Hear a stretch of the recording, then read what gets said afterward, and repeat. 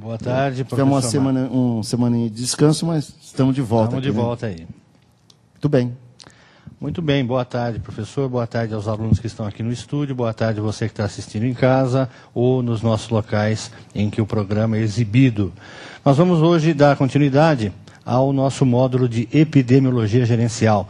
E estamos chegando ao final do módulo. Nós tivemos na abertura, que foi feita comigo mesmo, no primeiro dia deste módulo, o desenvolvimento da temática dos assuntos fundamentais, conceitos básicos da epidemiologia e também do que vem a ser a epidemiologia gerencial. Na sequência, nós tivemos o professor Álvaro Escrivão trazendo conceitos aplicados, muito relacionado àquilo que nós desenvolvemos no primeiro dia. Ele veio trazer a aplicação daquilo para a área da saúde e o enfoque também voltado para os planos de saúde. No terceiro dia, nós tivemos a professora Libânia Paz, que veio desenvolver mais de perto um dos temas que já haviam sido abordados, que é indicadores em saúde, como a fazer a sua aplicação, que é hoje um dos nossos parâmetros mais utilizados na gestão moderna, dentro do que nós chamamos de parametrização da gestão. E hoje nós vamos, no encerramento, nós vamos falar de um tema importantíssimo para a saúde de modo geral, para a gestão da saúde de modo particular e para a gestão de planos de saúde de modo específico. Esse assunto tão importante assim para todos esses campos é a saúde baseada em evidências. A saúde baseada em evidências é um novo paradigma, é uma nova abordagem das questões de saúde. Nós vamos ver como é que isso acontece aqui, nós vamos ver como que esse paradigma é vantajoso para a área da saúde, como ele pode ser útil na prática, no gerenciamento, por exemplo, de uma carteira de clientes. E nós vamos ver também como se constrói uma evidência. Ao final, nós vamos, no encerramento do nosso módulo, mostrar qual a importância, como é a utilização da epidemiologia gerencial, tanto na área da saúde como clínica, tanto na área de gestão. Ok? Então, vamos começar, né? Nós falamos que a epidemiologia, um dos seus focos, são os chamados estudos epidemiológicos. Os estudos epidemiológicos são formas de você desenhar a pesquisa que você vai fazer, tanto para chegar a um resultado de interesse clínico, de interesse científico para a própria assistência à saúde, quanto para você fazer a gestão, seja de um serviço, seja de uma organização de saúde. Os desenhos dos estudos variam de acordo com aquilo que você quer descobrir, que você quer estudar, que você quer investigar. Eles vão variar de acordo com o eixo de classificação daquilo que você está olhando. E esses estudos epidemiológicos nós vamos dividir em dois grandes grupos. O primeiro grupo, você tem aí na tela, são os estudos chamados etiológicos. São estudos que são desenhados para que nós possamos conhecer a evolução natural do processo saúde e doença. Nós queremos conhecer como é que aquilo vai evoluir, como é que é a sua história natural, é assim que nós chamamos. O outro tipo de estudo nós chamamos de estudos de efetividade. Estes já são desenhados para que nós possamos avaliar ações de saúde, programas de saúde, ver como aquilo foi efetivo ou não. Esse é o tipo de estudo que é muito feito para se verificar dentro, por exemplo, do Ministério da Saúde, de uma Secretaria de Saúde, o gestor de uma grande empresa de saúde, seja de autogestão, seja uma administradora de plano, ele quer saber se são efetivas as ações de saúde que ele está promovendo ou ajudando a promover. Então, esse tipo de desenho é muito adequado para esse tipo de estudo. Os estudos epidemiológicos, nós podemos ver de acordo com as características desse estudo, nós podemos chamar de estudos descritivos, de estudo analítico, de estudo experimental. Essa é uma base que a gente precisa ter para entender um pouquinho do assunto que nós vamos falar. Evidentemente, o nosso curso de hoje não está focado em a gente estudar modelo descritivo, modelo experimental, modelo analítico, não é isso. Não é este o tema de hoje, embora faça parte da epidemiologia geral. Nós estamos hoje focando mais a parte da epidemiologia gerencial.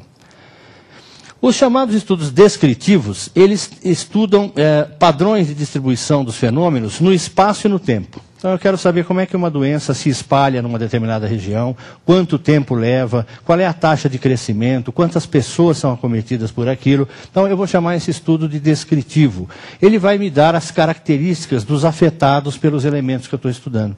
Eu posso estar estudando, por exemplo, o efeito de risco para um determinado fator que vai trazer uma doença. Por exemplo, a água contaminada, ou então a exposição a lugares onde eu vou ter criação de mosquito, que pode trazer doença, a ingestão de alguns elementos, seja na dieta, seja como contaminantes, qual é o risco que aquilo vai trazer, no espaço e no tempo, geograficamente e cronologicamente eu vou estudar isso daí.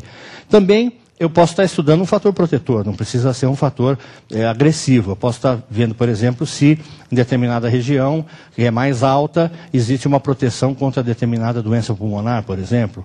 Ou se na região mais baixa, as doenças por irradiação solar são menos frequentes. Então aí eu estou estudando fatores positivos, que protegem a saúde, não só que atacam. Então essas duas coisas nós estudamos nos estudos descritivos.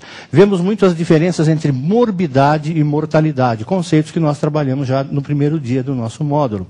Morbidade é a capacidade, é o estudo do ataque da doença, como é que ela atinge as pessoas, E a mortalidade causando o óbito dos pacientes. Vemos também diferenças entre grupos que estão expostos a um fator comparado com um grupo que não está exposto àquele fator. Diferenças entre grupos populacionais. É assim que a gente descobre, por exemplo, que o tabagismo aumenta o risco de determinadas doenças cardiopulmonares, por exemplo, entre outras doenças, comparando o grupo de tabagista com o não tabagista. Podemos comparar um grupo de tabagista que abandona o hábito com um grupo de tabagistas que permanece no hábito de fumar. E aí você já tem novamente dois grupos para fazer comparações. Então são ilimitadas as combinações que você pode fazer para esse tipo de estudo. A abordagem que nós fazemos aí, cientificamente, nós chamamos de observacional. É a observação dos efeitos e o relato minucioso do que acontece, das suas consequências.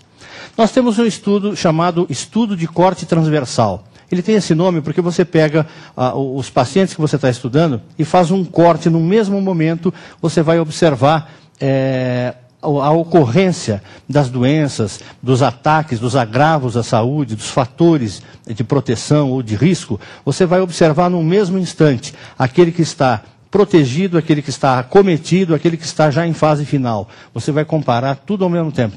No mesmo momento do tempo, você vai olhar para vários tipos de paciente. Esse é que vai ser o seu estudo. Você não vai avaliar o momento da exposição.